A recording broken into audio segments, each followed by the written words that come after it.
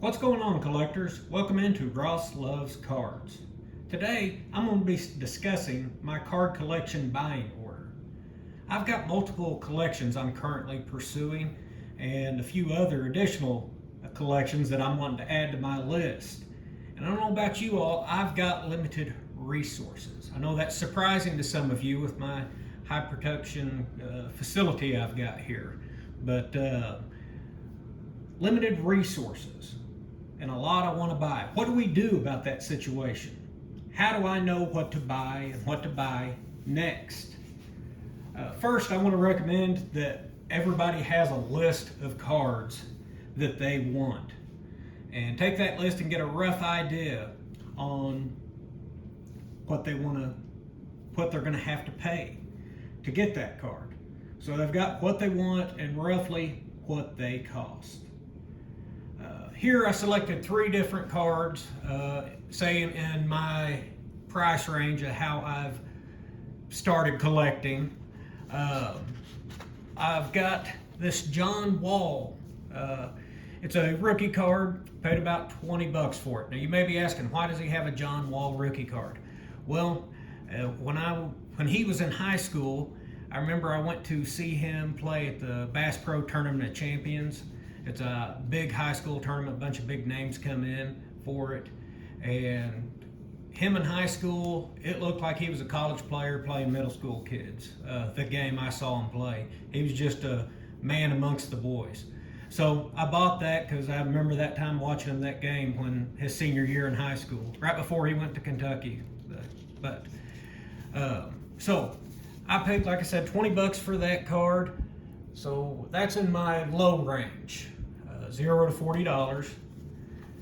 Bill Verdon, that is his 56 Topps. I think I've mentioned before I'm collecting the West Plains collection. It's got West Plains on the back of it, of my hometown. So that's a card of his I got. I think I paid $50 for it.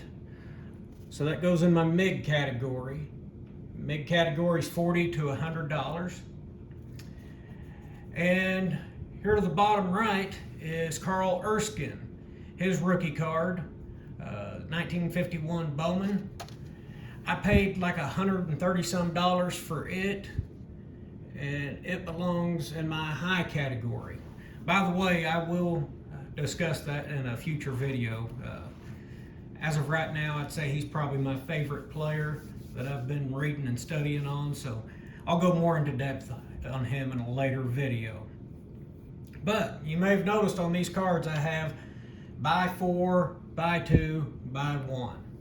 Okay, that's kind of my buying order of saying buying ranges. I want to buy 4 low cards, 2 mid cards, and then 1 high card. And then guess what? I start back over again.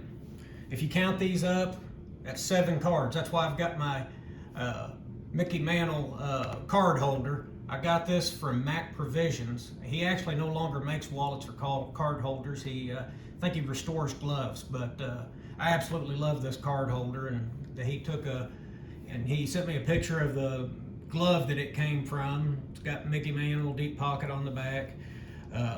Really enjoyed that. My wife got that for me as a graduation gift when I graduated from Bible school several years ago now.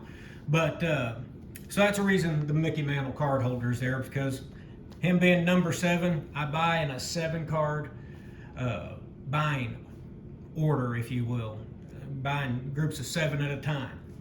Now, I will say that doesn't mean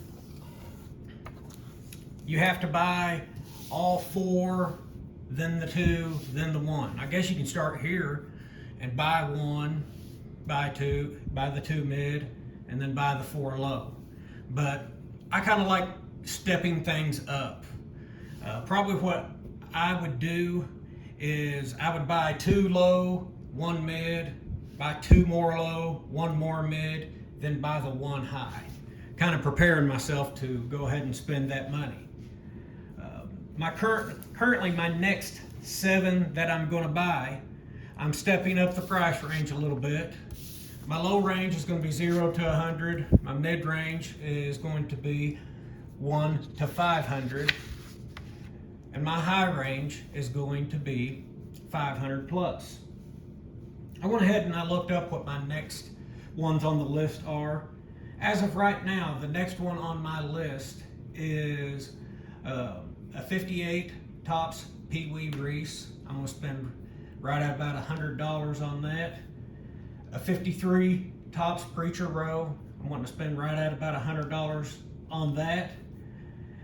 A T205 Edward Grant. In the mid category, I'm going to spend about $400 on that. Then I go back to the low category, a 52 Redman. I'm actually going to buy two of those, two 52 Redman for $100 each, roughly. Then I'm going to step up to my second mid, and I want to buy a 52 Redman Pee Wee Reese, which might run me $200 to $250, depending on how nice of one I get. I'm not sure. And then for the high category, I'm going to go after a 49 Bowman Preacher Row, and I'm wanting to spend, 500 plus on that.